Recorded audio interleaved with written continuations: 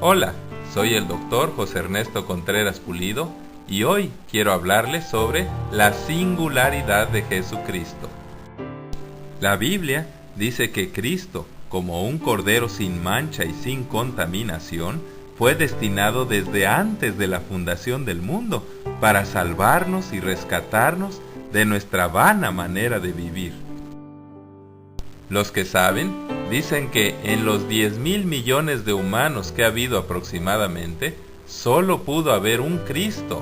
porque, por ejemplo, fue el único que cumplió con más de 100 profecías bíblicas específicas.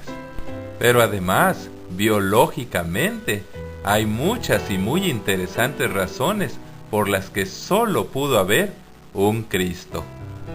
Los que saben han encontrado que Dios tuvo que hacer miles de cosas para que cuando Cristo viniera y se manifestara a su tiempo, Él fuera único. Por ejemplo, desde la creación, Dios sobrenaturalmente tuvo que ver que en Adán y Eva existieran y se desarrollaran múltiples órganos y funciones sumamente complicadas e indispensables para que los seres humanos pudieran concebir, engendrar, dar a luz y alimentar a su descendencia. En segundo lugar, de acuerdo a eruditos como el Dr. Henry M. Morris, desde Adán y Eva, Dios cuidadosamente fue pasando a lo largo de casi 5.000 años el DNA y toda la herencia y genealogía necesarias para que al nacer Jesús fuera de la simiente de Abraham, de Isaac, de Jacob y de Judá.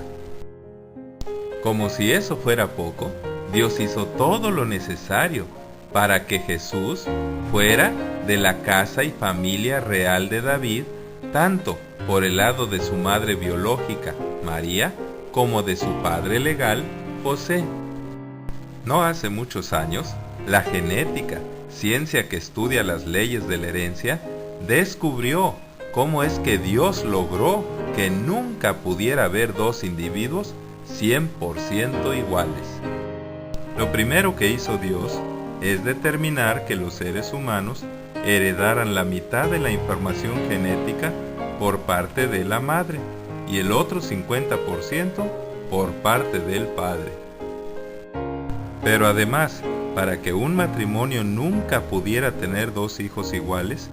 durante el proceso de formación de los gametos, o sea, las células reproductoras humanas, óvulos y espermatozoides, Dios determinó que sucediera un entrecruzamiento de información en los cromosomas. Esto aseguró que nunca hubiera dos gametos con exactamente las mismas características heredables y por lo tanto que la mitad de las características heredadas por cada progenitor siempre fuera distinta.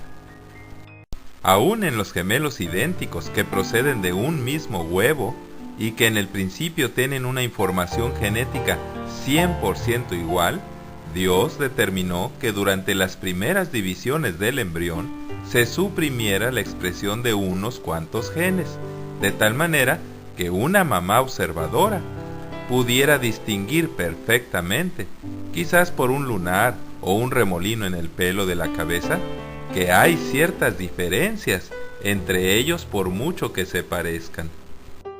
Casi 3.000 años antes de que se descubriera, la Biblia dice que en el embrión hay un libro en el cual están escritas todas las cosas que fueron luego formadas sin faltar una de ellas. Ahora se sabe que ese libro es el ADN, o sea, el ácido desoxirribonucleico que está en el núcleo de cada una de las células del embrión y que se organiza en los 46 cromosomas distintivos de nuestra especie, en los cuales se codifica toda la información necesaria para que el embrión se transforme en un recién nacido y éste, en unos 20 años, llegue a su desarrollo completo. La genómica, ciencia de reciente creación que estudia los genes, ha descubierto que el código genético, o sea, la información contenida en nuestro ADN, está escrita con unas 3.100 millones de letras, y que estas letras forman unas 30,000 frases que se llaman genes, cada uno de los cuales, en asociación con otros 2,000 a 3,000, programan y coordinan la formación de cada una de las estructuras de nuestro cuerpo, como el ojo, el corazón, el hígado y el pie derecho, por ejemplo. Además, que hay unas 1,250 de estas letras que son las que al intercambiarse pueden causar hasta 3 millones de posibles pequeñas variables en cada uno de los hijos,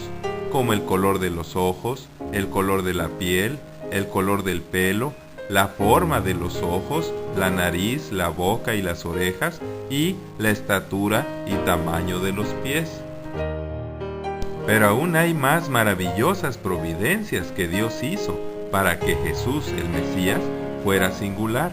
Desde el principio, Dios profetizó que Jesús, el Mesías y Salvador, sería el único humano que en su tiempo nacería de una virgen y de la simiente de la mujer y no del varón. Si hace unos 30 años una señorita nos viniera a decir que estaba embarazada y seguía siendo virgen, nadie le creería. Y si otra mujer nos viniera a decir que sin la necesidad de la simiente del varón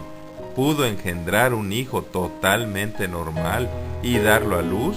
la tildaríamos de ignorante o loca.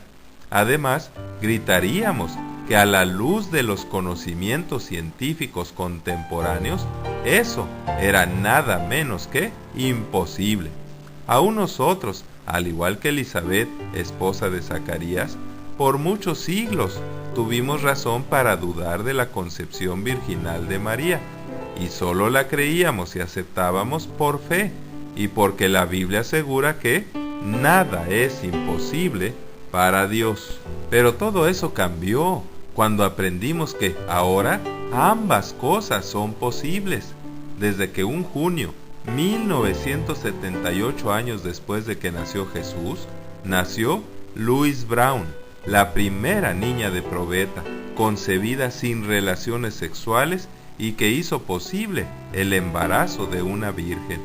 Y además, cuando en enero de 1981 nació la famosa Dolly, una oveja engendrada por clonación de un óvulo, sin la participación de un espermatozoide.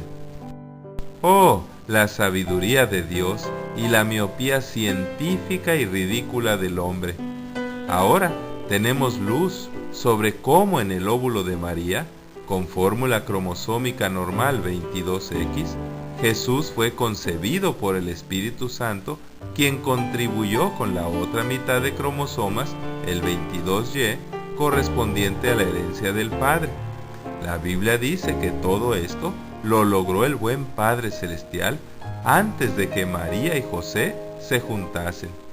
Pero además del milagro de la concepción virginal de María, con esto se logró que solo a Jesús se le pudiera y debiera llamar Hijo de Dios, Emmanuel y Dios fuerte, porque en él habita corporalmente toda la plenitud de la deidad.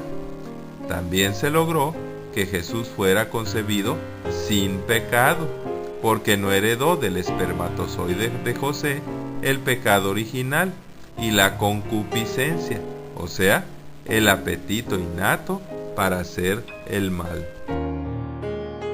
Pero es interesante saber que la Biblia enseña que de allí en adelante Cristo tenía que ser en todo semejante a nosotros para expiar los pecados del pueblo, y por eso su gestación, o sea, su desarrollo dentro de la matriz materna, duró como la de cualquier otro, los mismos 266 días a partir de su concepción, o sea, unos 9 meses.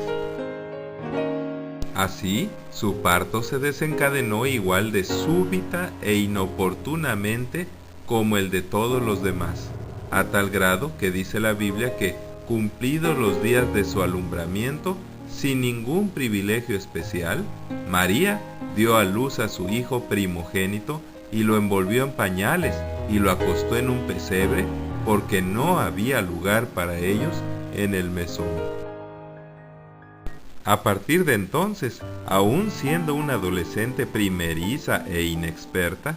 con la sabiduría que toda buena madre recibe de lo alto, para que como todos los que estamos aquí hoy, Cristo lograra sobrevivir la primera infancia, María lo amamantó, lo crió, lo cuidó y suplió sus necesidades como las de cualquier otro hijo por 30 años. La Biblia dice que gracias a eso y el cuidado providencial que Dios le dio, Jesús pudo crecer en sabiduría, en estatura y en gracia para con Dios y para con los hombres. Como siempre, al analizar la singularidad de Cristo, podemos nuevamente concluir que la Biblia tenía razón y que Dios es veraz y podemos tener fe en Él. Muchas gracias por su atención y que Dios le siga bendiciendo ricamente. Así sea.